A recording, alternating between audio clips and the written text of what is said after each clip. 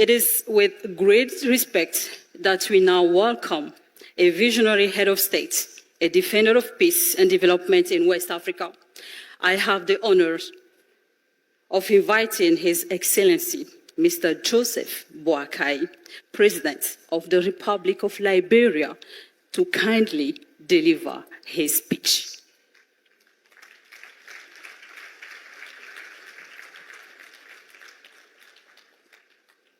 Your Excellencies, distinguished ladies and gentlemen, recognizing the President of Togo, my friend and brother, Fuad Nsingbe, President Obasanjo, ECOWAS leadership, AU, distinguished friends of Africa and supporters, ladies and gentlemen. President Obasanjo, we're not going to challenge you. We're not going to imitate you. We're very proud of it.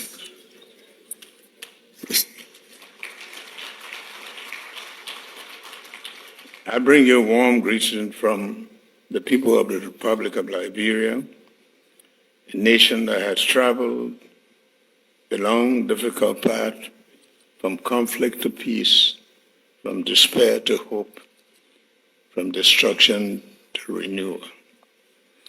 It is a pleasure to return to Lomé, this time to participate in the second edition of the Lomé Peace and Security Forum. This important gathering is not only a platform for addressing complex challenges facing our world, but also reaffirm Lomé's historic role in mediating peace in our region and strengthening African solidarity. I vividly recall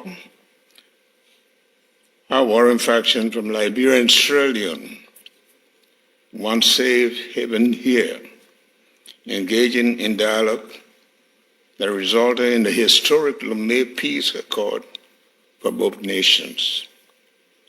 The importance of those accords lies in their creation of the Truth and Reconciliation Commission and the Special Court, two institutions that brought justice and healing. Lomé has therefore earned a legacy that commands respect and gratitude. It was in this spirit that I gladly accepted the invitation from my brother, the Excellency Fuad Nsingbe, to come and share a few reflections with you. At the age of 80, I stand before you as a witness to history and a student of lessons. I've experienced the painful tremors that led to Liberia's 1980 coup, the dark years of civil conflict, and the long, arduous journey toward reconciliation and renewal. I have seen devastating consequences of instability and extraordinary resilience of people. In 2003, a cracked comprehensive peace agreement, born of region and cooperation, relentless diplomacy, paved the way for peace and established institutions like the Truth and Reconciliation Commission, which sought to heal the deep wounds of our nation. It is within the context that I find the theme of this year's forum, Africa Facing Complex Security Challenges, how to build and consolidate peace and stability in a changing world, both timely and crucial. Liberia understands too well the cause of conflict. For over a decade, our civil war tore apart the social fabrics, displaced thousands, and destroyed our institutions. Yet, we also stand today as a living proof that peace is possible when the nation chooses dialogue over division and forgiveness over vengeance. Our path to peace has been rooted in national ownership, reconciliation, community empowerment, and sustained partnerships. To confront our painful past, Liberia established a Truth and Reconciliation Commission. As President, I have sought to implement its recommendations because there can be no lasting peace without justice and reconciliation. That is why I issued a formal apology to the victims of Liberia's civil war, a moment of national reflection and moral renewal. It was essential for the state to acknowledge its role in the conflict and to restore dignity in those who suffered. This was followed by symbolic rebellion of former President William Talbot, Samuel Kayando, and the 13 members of the Talbot cabinet decades after their tragic executions. This act was not about politics, but about truth, reconciliation, and dignity. Today, my administration is working towards establishing a War and Economic Crime Court, an important step to ensure accountability for the atrocities and economic crimes of the past. We believe that accountability strengthens peace, not weakens it. To prevent repetition and promote remembrance, we are also addressing national amnesia by memorizing the victims of the conflict, including the West African peacekeepers who lost their lives in the line of duty. We continue to honor ECOWAS for its selfless role in restoring peace to Liberia. Liberia peace had lasted for over 2 decades because it is owned by the people. The chiefs, the women groups, youth organizations, and civil society became the backbone of post-war recovery. They mediated disputes, rebuilt communities, and restored trust where the state was absent. They demonstrated that peace can start from the grassroots through persistent and moral strength. We have learned that rebuilding roads and buildings mean little if we neglect to heal the human spirit. Reconciliation requires honesty, empathy, and forgiveness. Peace is not just the silence of guns. It is the presence of justice, opportunity, and hope. Weak institutions breed instability.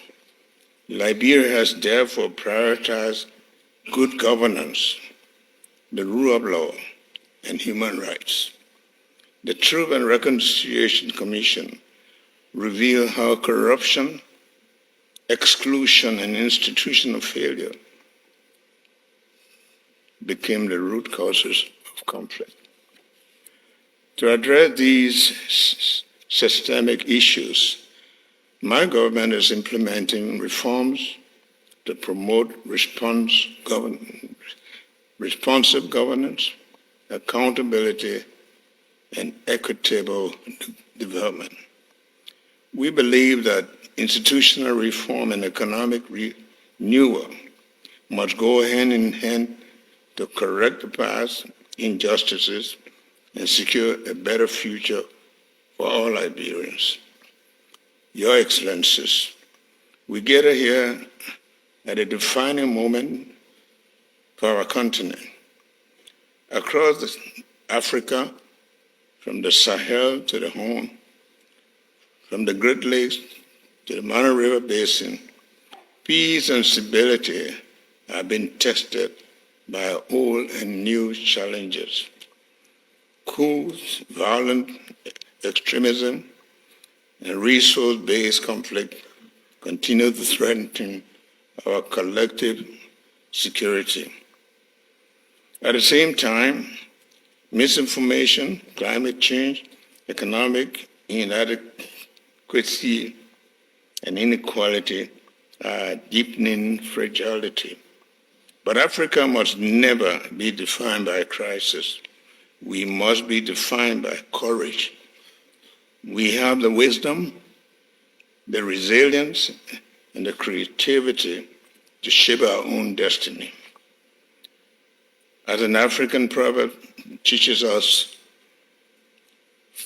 when the spider webs unite, they can tie up a lion. This reminds us that the strength of our strength lies in unity and collective effort. The peace we seek must be homegrown, created by Africans, owned by Africans, and sustained by Africans. Liberia's experience helped to define an African approach to peace building, one that focuses not only on peacekeeping, but also on conflict prevention and regional cooperation. With the support of ECOWAS, the African Union, the United Nations, Liberia reformed its security institutions and strengthened its democracy. Our peace is intertwined with that of our neighbors.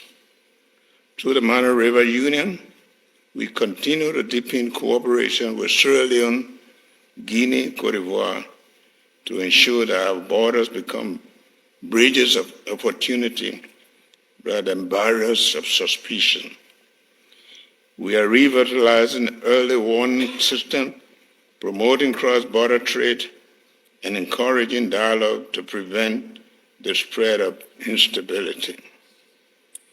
Peace in West Africa must be collective, for no nation can be secure while its neighbors are in turmoil. To sustain peace and security, Africa must address the fractures and the sources of fragility. First, we must invest in inclusive political processes grounded in democratic norms and institutional integrity. Legitimate and participatory government builds trust and reduces the risk of conflict. Second, success is access to justice, and it must be universal.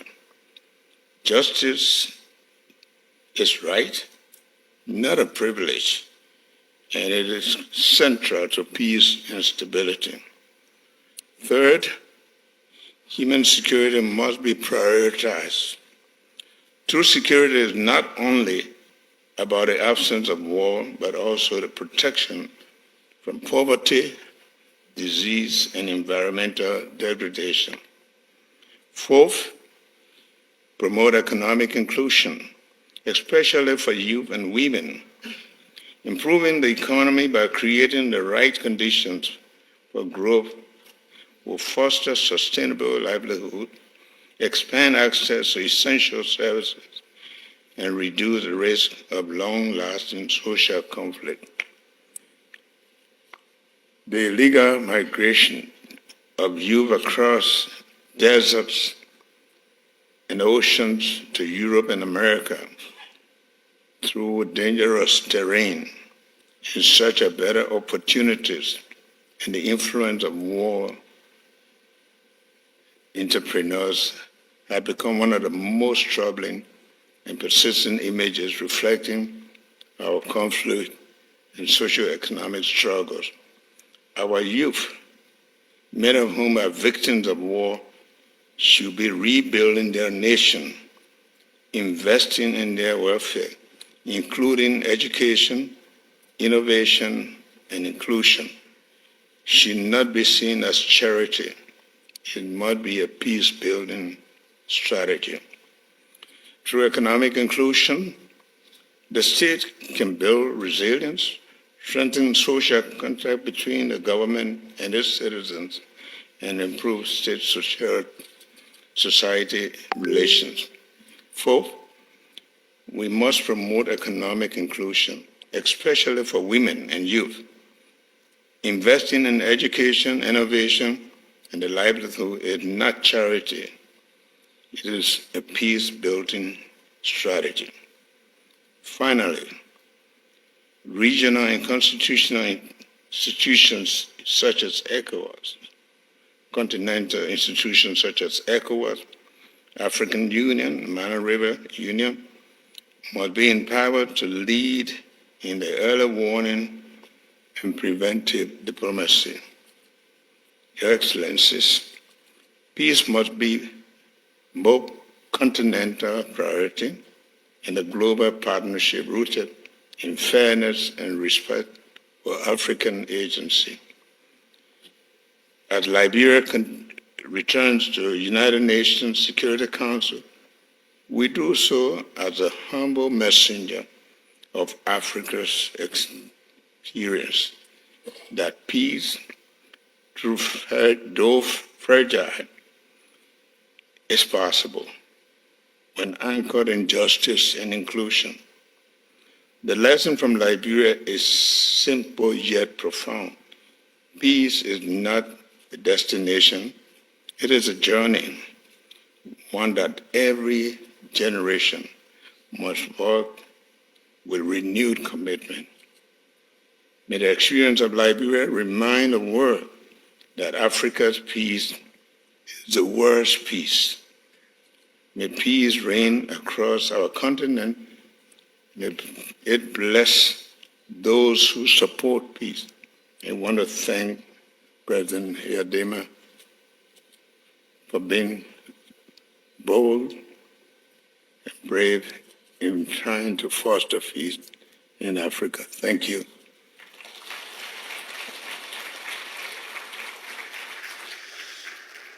Sincère gratitude à son Excellence Monsieur Joseph Boakai, président de la République du Liberia, pour ses chaleureux propos à l'occasion de ce Lomé Peace and Security Forum. Toute notre gratitude à lui.